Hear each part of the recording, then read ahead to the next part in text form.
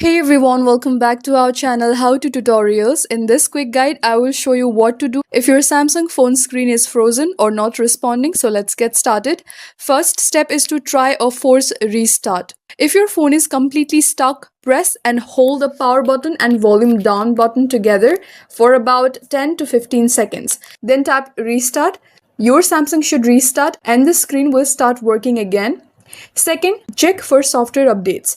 After restarting, go to Settings, scroll down and find this option called Software Update and tap on it.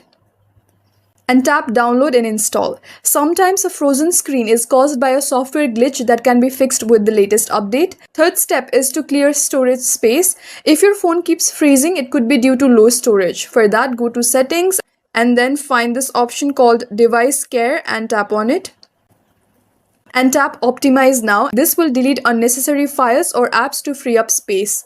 Fourth step is to boot in safe mode. To check if a third-party app is causing the issue, restart your phone in safe mode. For that, press and hold the power button until you see power off.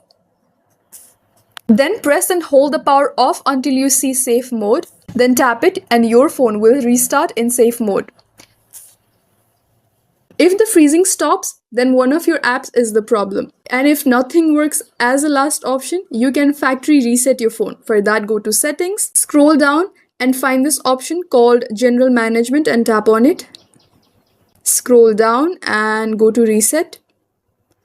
Again, scroll down and tap Factory Data Reset. Just remember, this will erase everything. So make sure to back up your important data first.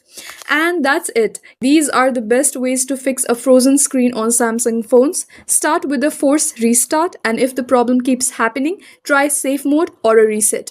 If this video helped, don't forget to like and subscribe for more Samsung tips. Thank you for watching, and I will see you in the next one.